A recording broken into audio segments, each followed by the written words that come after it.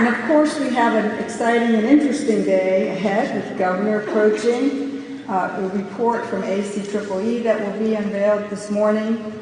And a side note to that is that for the press, we will have a gathering in the governor's room, which is behind at the end of the hallway here. That will take place for the press after the governor speaks. There'll be a representative from ACEEE to speak with the press, and Steve Walsh will join them also. Later this morning, after all of that, we'll have a panel with Virginia representatives to speak about meeting the climate change challenge. We'll then have a break with exhibitors and on to our breakout sessions. So do look at your program. We have 8 very interesting sets of sessions this morning.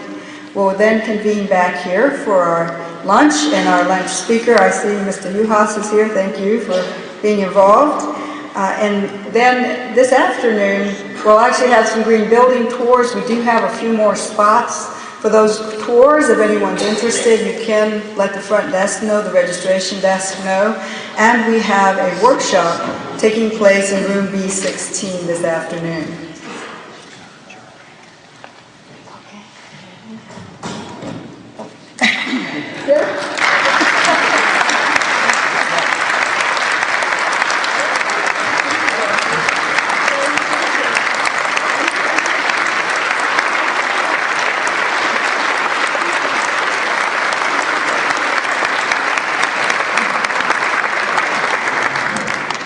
Steve Walsh will now say a few words.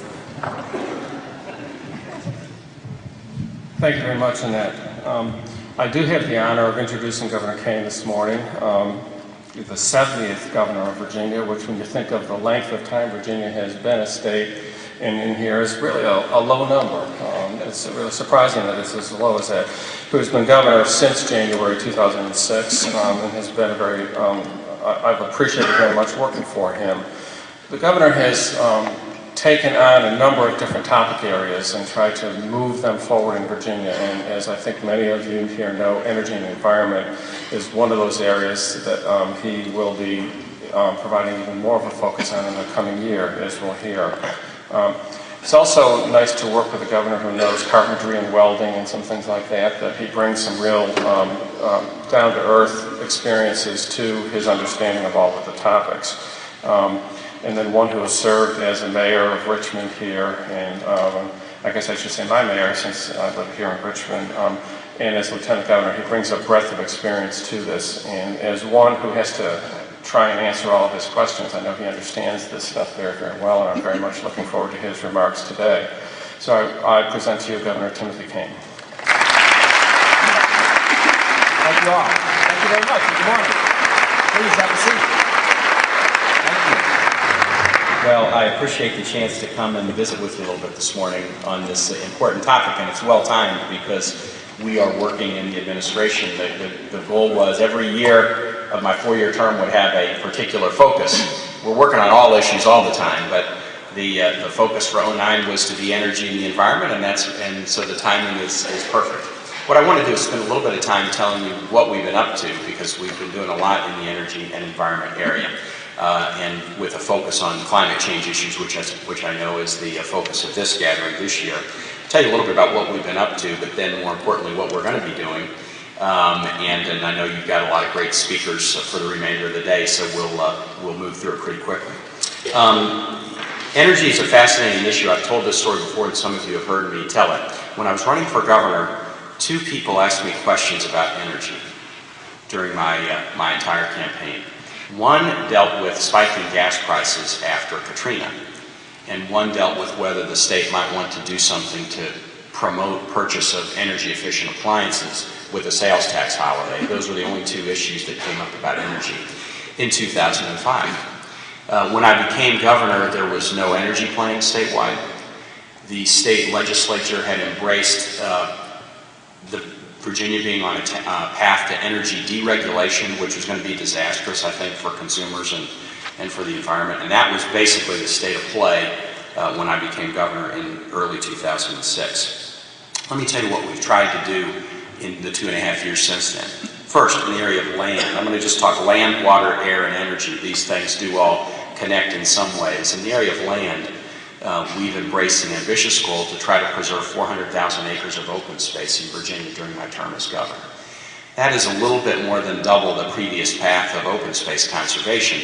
And we chose that goal for a variety of reasons, knowing that open space preservation preserves natural beauty, but it also has a significant effect on air quality. The more open space you preserve with tree cover, especially, you help air quality a lot. And open space preservation also does a great job buffering runoff into streams and into the Chesapeake Bay, so there's a water quality effect as well. 2.5 years in, we were at about 260,000 acres. We were slightly ahead of what we needed to be to get to 400,000 acres by the end of my term. But this is something that we're pushing on very hard. And I see at least one member of the legislature here. I see Joe Bouchard, and there might be others.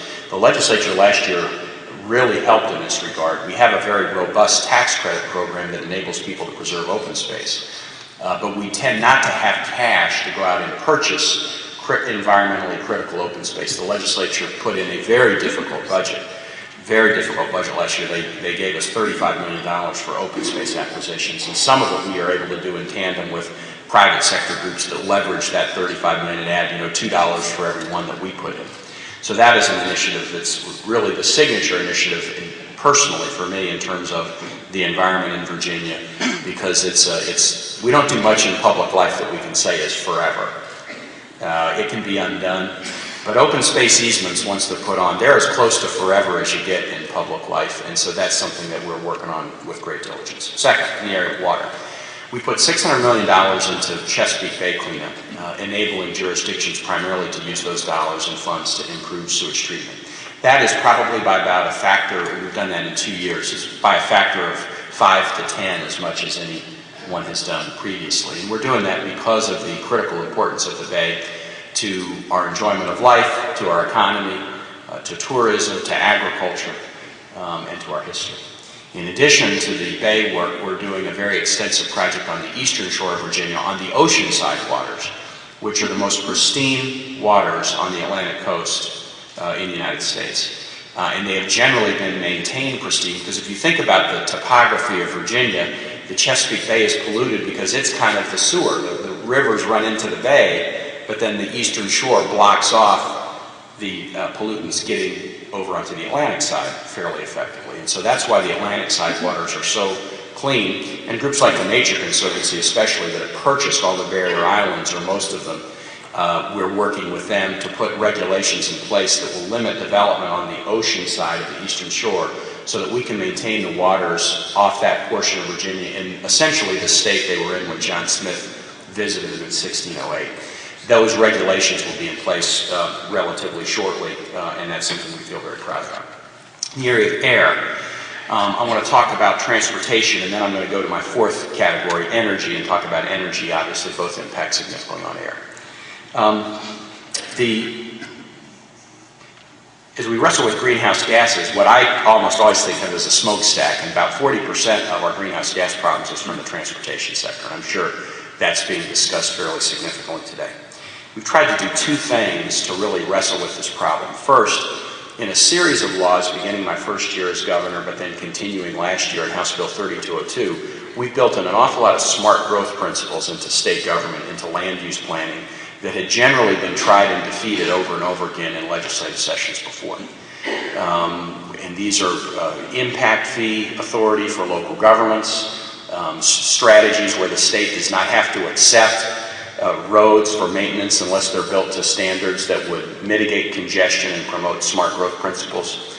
And so we are working very, very hard in this particular area to promote smart growth principles as a way to deal with a whole series of environmental issues, including climate change. Second thing we've done is thus far, I've had a huge challenge with my legislature on transportation. But interestingly enough, it's been on construction. What they've been willing to go along with me on is more money for public transit and rail, which of all the transportation goals is my top goal.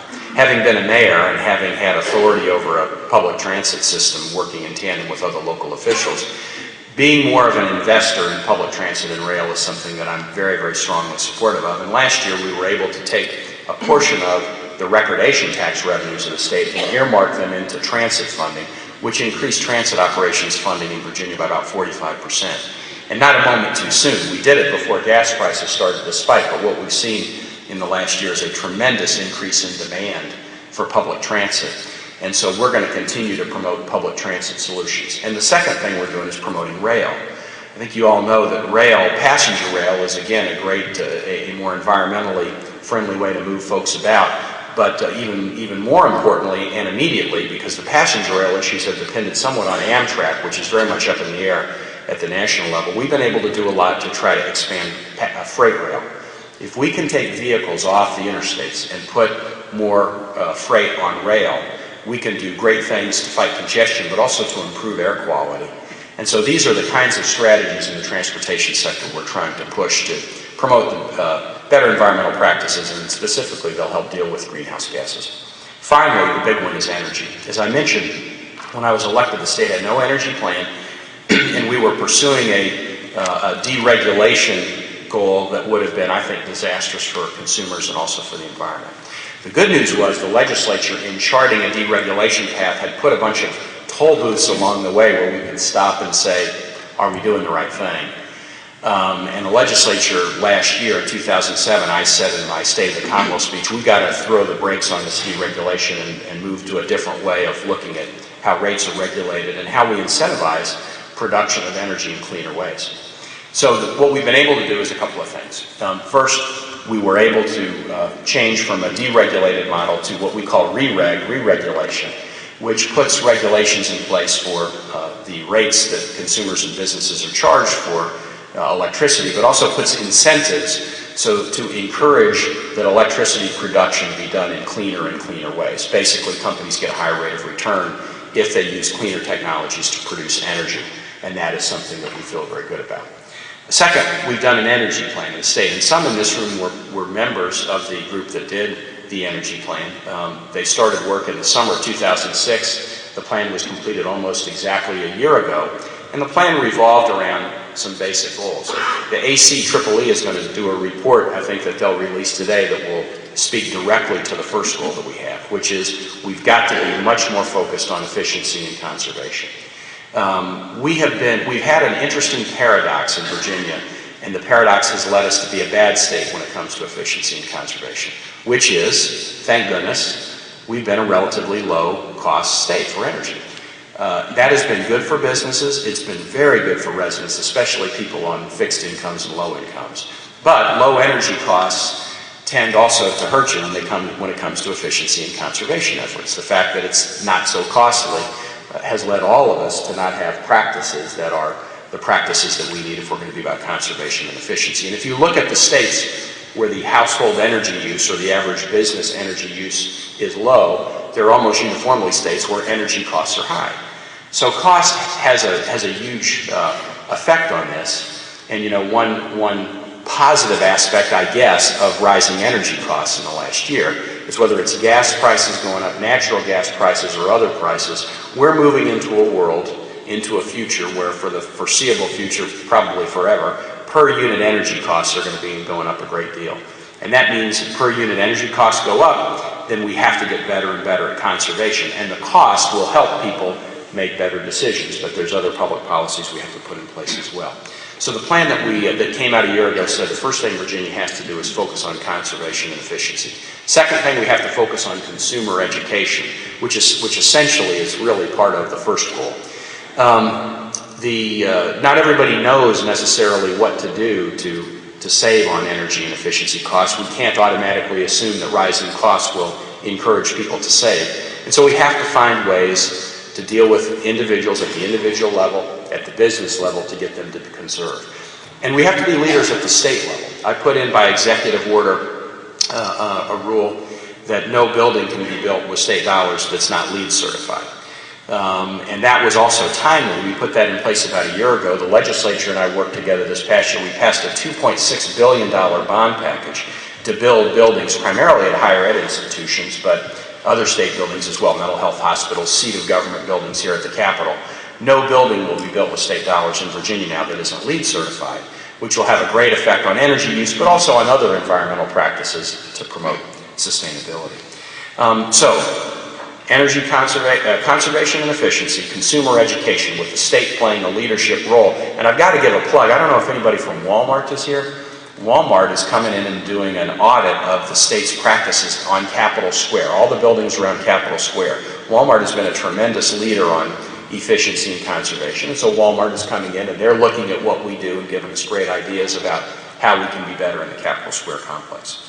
The third area is an important one, and that is research.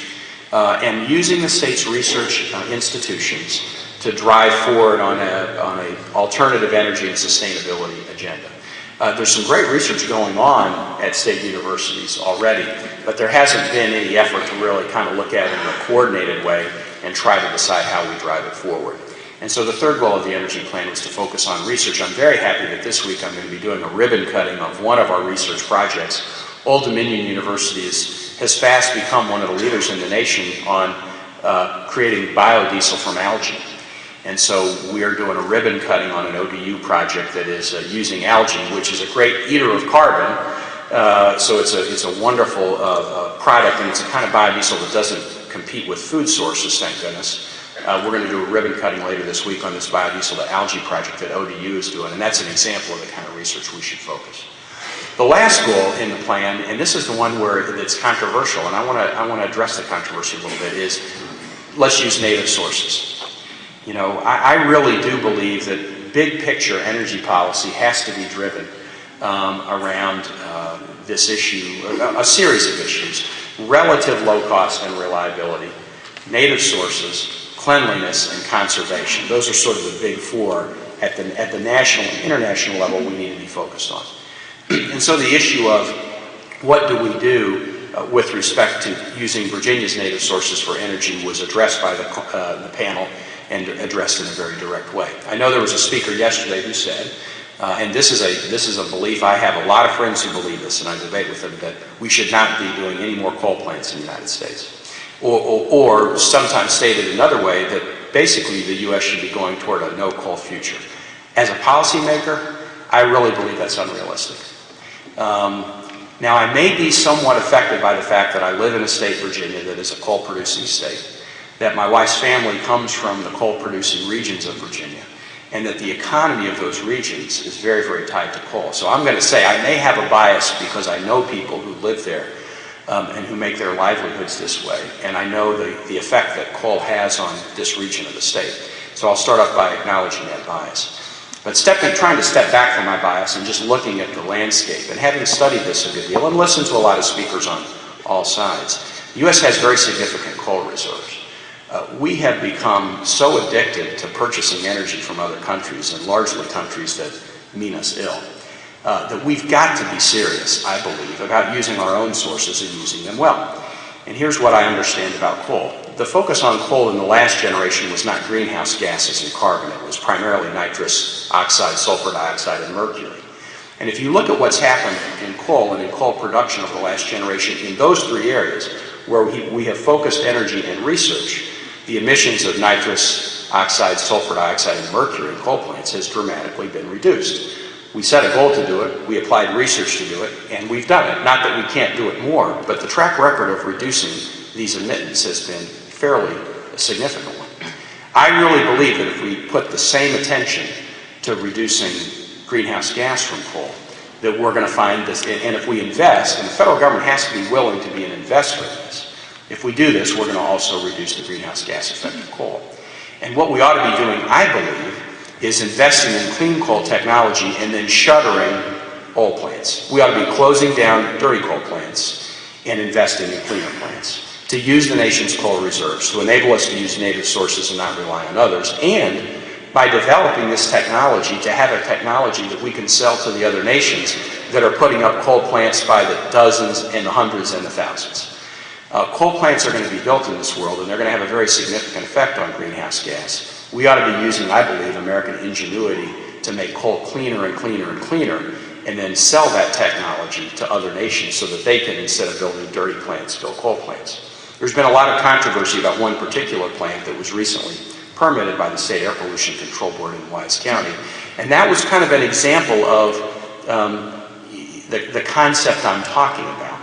which was the plant was permitted under extremely stringent regulations by a unanimous vote of the board. But one of the conditions was requiring the applicant to Dominion to shut down a dirty coal plant at Bremo and convert it to gas fire. And so that is, again, this is going to be a subject of very intense policy debate at the state and at the national level.